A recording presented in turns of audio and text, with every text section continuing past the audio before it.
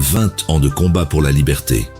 Eugène Diomaye Ndongala face à la répression, pendant 2 décennies, dont la plus féroce fut celle d'alias Joseph Kabila.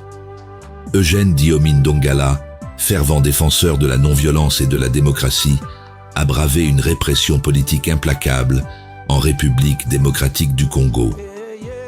Sous les régimes de Laurent-Désiré Kabila et de son fils Joseph Kabila, cet opposant a subi enlèvements, arrestations arbitraires et tortures brutales.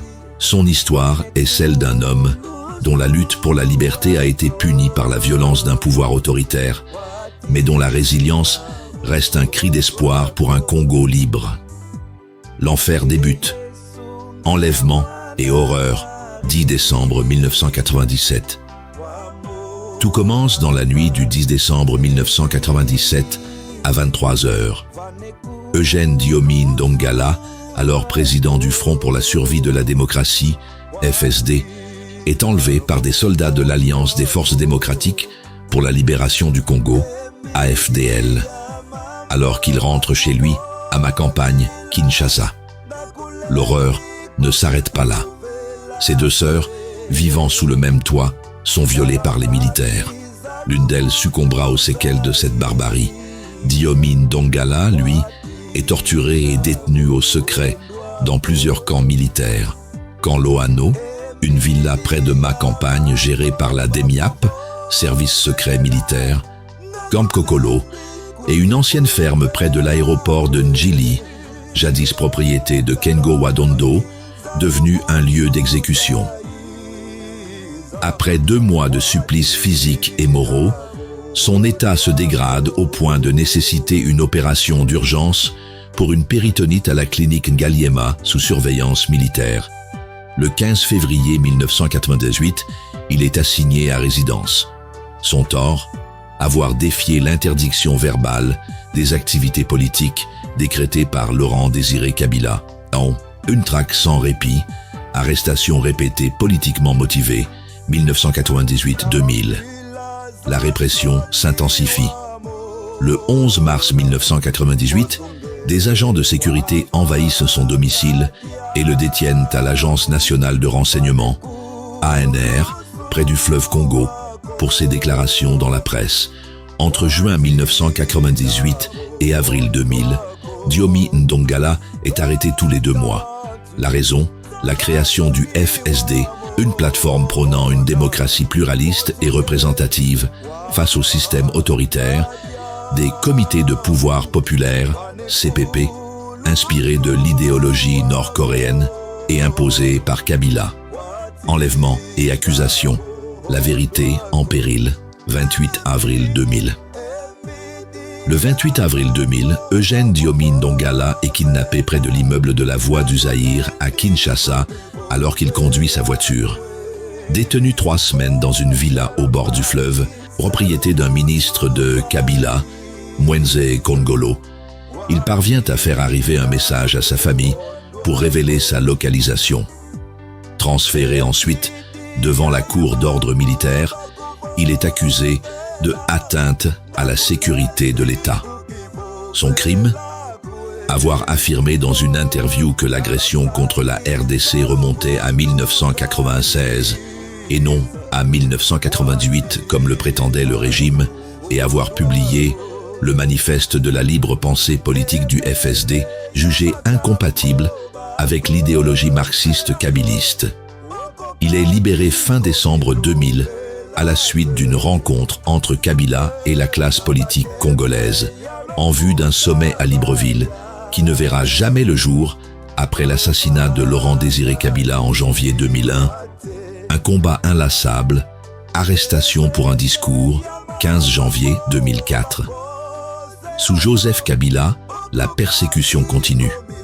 Le 15 janvier 2004, après un discours enflammé, le Congo aux Congolais, prononcé lors d'un meeting de la démocratie chrétienne au Stade des Martyrs devant 50 000 partisans, Eugène Diomaye Ndongala est arrêté pour offense au chef de l'État, par alias Joseph Kabila. Il y réclamait le droit à la paix pour les Congolais, un message jugé subversif. Les charges sont finalement abandonnées. Bas Congo, une accusation montée de toutes pièces, 16 décembre 2010. À l'approche des élections de 2011, Diomaye Ndongala sillonne sa province natale, le Bas-Congo, pour relancer les activités de l'ADC en vue des élections et de son soutien d'Étienne Tshisekedi à la présidentielle. Le 16 décembre 2010, il est arrêté à Muanda sur une accusation absurde fabriquée par les services de sécurité. Refus de montrer son passeport à un agent de l'ANR. Condamné à 6 mois de prison sans avocat, il n'en purge que 3, enfermé dans la cellule qui fut celle de Simon Kimbangu. Il fut acquitté en appel à Boma, sous la pression populaire et face au risque d'émeutes. Pour la transparence électorale, encore des privations de liberté, 2011. En 2011, Eugène Diomaye Ndongala multiplie les actions pour la démocratie. Le 18 septembre 2011, il est interpellé lors d'une marche devant la Commission électorale nationale indépendante, CNI, pour exiger la transparence du fichier électoral. Le 10 octobre 2011, il est de nouveau arrêté lors d'une autre marche réclamant la publication de ce fichier, comme prévu par la loi électorale, avant d'être relâché plus tard. Un chapitre sombre, enlèvement et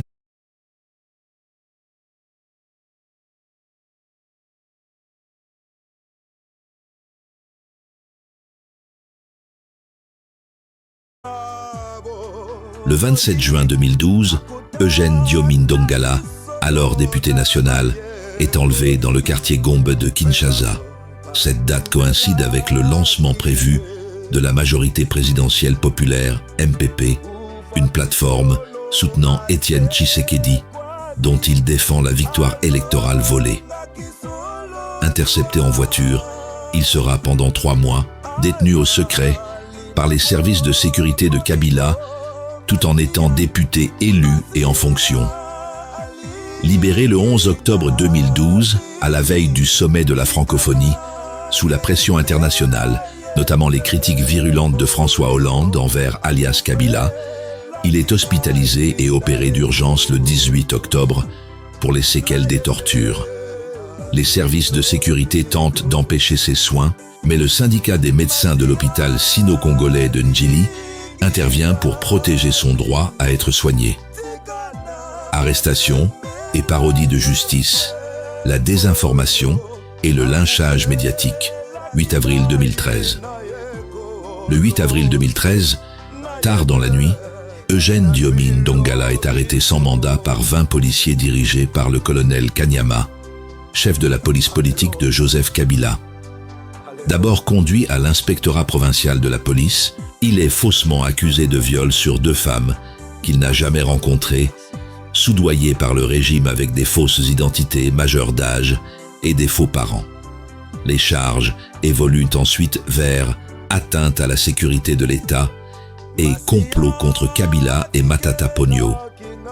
Le 11 avril, le ministre de l'Intérieur orchestre un show télévisé exhibant 13 prétendus complices, dont une femme de plus de 60 ans, avec pour preuve des bouteilles en plastique, un machette et des téléphones. Un homme torturé, un système judiciaire kabiliste hautement corrompu. Gravement malade, Eugène Diomaye Ndongala souffre de paralysie partielle du côté droit et de stress post-traumatique dus aux coups reçus. Le régime lui refuse des soins.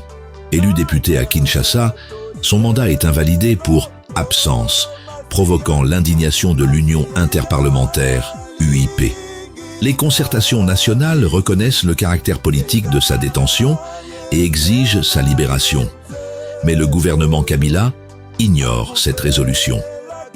Condamné à 10 ans de prison dans un procès truqué, sans preuve et avec une cour irrégulièrement constituée, 5 juges à la place de 7 prévus par la loi, il est privé de recours, la Cour suprême refusant de réexaminer son cas et la violation de la Constitution. Une justice tardive, la vérité triomphe. En prison, Eugène Diomaye Ndongala porte plainte contre la RDC auprès du Comité des droits de l'homme de l'ONU à Genève. Le 12 août 2022, la Cour de cassation annule sa condamnation de 2013 par un procès en révision numéro 031-2002, reconnaissant le complot dont il a été victime, confirmant un jugement de 2014 2K165 du Tribunal des droits de l'homme des Nations Unies qui avait condamné l'État congolais et le régime Kabila sur son cas en tant que prisonnier politique enfermé par des accusations fabriquées. Pourtant, Joseph Kabila et son ministre de la Justice, Tambwe Mwamba, avaient refusé d'appliquer cette décision internationale, violant 2 traités internationaux signés par la RD Congo, alors que Eugène Diomi Ndongala est le seul Congolais de l'histoire à avoir obtenu la condamnation de l'État sur son emprisonnement arbitraire. Un héritage de courage. Eugène Diomi Ndongala incarne plus de 20 ans de lutte acharnée pour la liberté.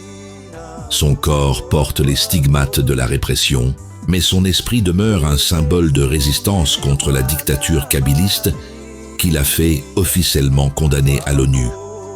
Dans une RDC en quête de justice, son combat résonne comme un appel à ne jamais céder, quel que soit le prix et sans compromission. La dictature n'arrivera jamais à le faire taire. Démocratie chrétienne, Marc Mawet. Masia kufaki pease kwaki azali solo nabo moi akutana kisolo nabaye koi pebambo pandimela kiye ufaki solo ase kwaki alonga kisolo liwa azali na bomoi o masia ali